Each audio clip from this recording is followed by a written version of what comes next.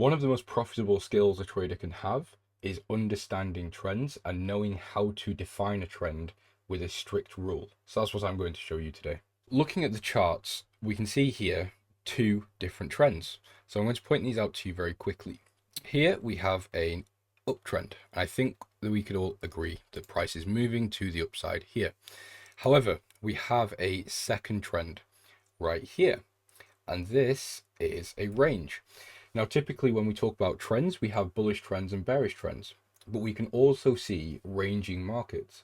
Now, a range is also a trend because a trend is just what the market is doing.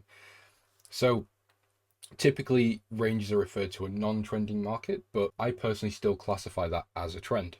Even though it's not a clear trend, it's not going either way, it's still sideways movement. And this is what we tend to avoid as traders. No one likes to trade a flat market because it's extremely difficult to turn a profit in. So, for example, here, how would you attempt to trade this? And for me, I wouldn't. I wouldn't even waste my time trying to trade this. So it's important to identify when this ranging market is done and it's then developing into a bullish or bearish trend for us to then capitalize on. There are four primary ways to identify a trend. We have trend channels, we have trend lines, moving averages, and typical price action. So I'll go through each of them and I'll explain my thoughts, my process, and which one I prefer. First of all, we have a trend channel. So the trend channel is just an indication, an indicator here, and you can use this regression trend. So if we draw this from the start of this trend to like here, for example, so the end or the current part or the current price of the trend, we can see that we get this automatically drawn for us. And this is quite useful. However, it's not my favorite thing because this does work very nicely here. You can see it price respects this very well.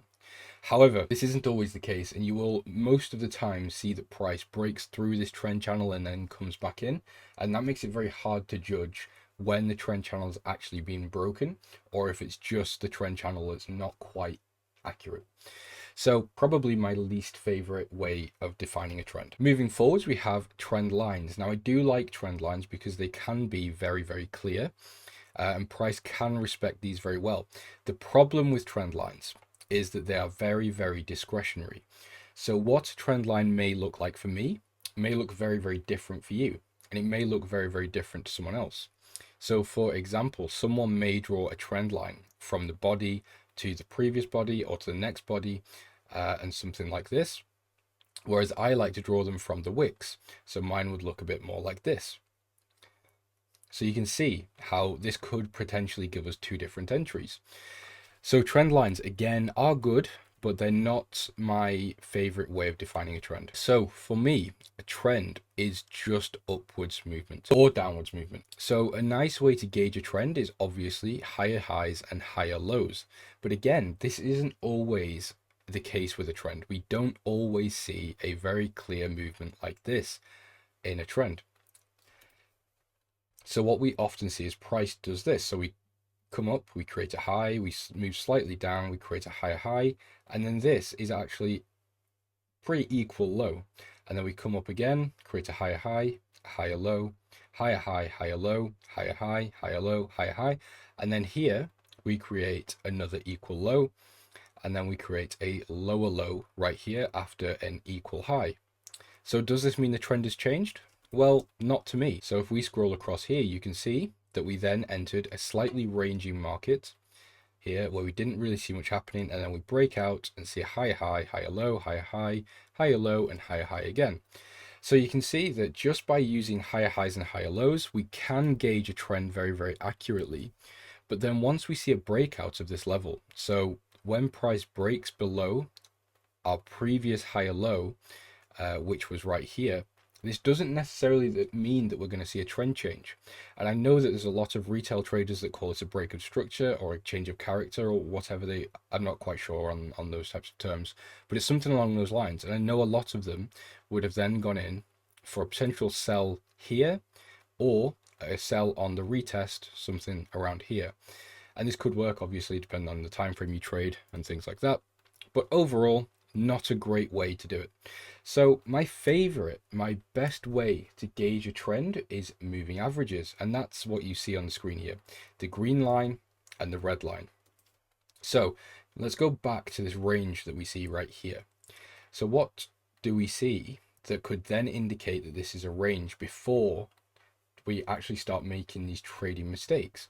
Well, we see that these trend lines, the moving averages are flat. We don't see them dominating in any direction. There's a lot of indecision. You can see that they're with price, there's no indication that they're really doing much.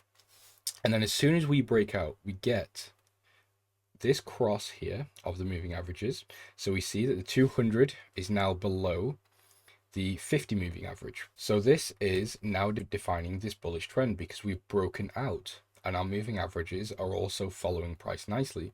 So we get to a point where this 50 moving average is holding with price. You can see it right here. Price is rejecting it quite nicely. Let me just use the brush tool. So you can see right here, this 50 moving average is holding with price very, very well. Right here. You can see it again. This moving average right here is respecting it very nicely. So again, if you want to pair this with something like an RSI, then that can work very well also. So part of my strategy is that these moving averages are bullish and we have a pullback here. And to me, this is a really healthy pullback because we're still above this 200 moving average and we're holding below the 50. But the trend is still to the upside. And then again, moving forwards, once we come back out of this little range that we've formed, this 50 moving average is holding again very, very well. And then we can see again the price is getting trapped a little bit, but these moving averages are flat. You know, they're not moving to the upside, they're not moving to the downside. So you can see here this this 200 moving average, the slope, the direction is to the upside, whereas here it's flat. There is no direction to the upside or the downside. So that's a great indication of if this trend is good to get into, or is the trend bullish or bearish. I have a completely free 20-minute video explaining my strategy in full. It goes over the trend following, it goes into the entry criteria, what I look for, whether I buy and sell. It again, 100% free. Click the first link in the description if you want to view it. It's 20 minutes, take some notes and learn my strategy in full. No gatekeeping, no bullshit. Guys, I hope you have found some value in this. I know it was quite a basic video. However, I think it's quite important to talk about the basics first before people start trying to do, you know, huge trades, following trends. The markets are very trending at the moment with the yen.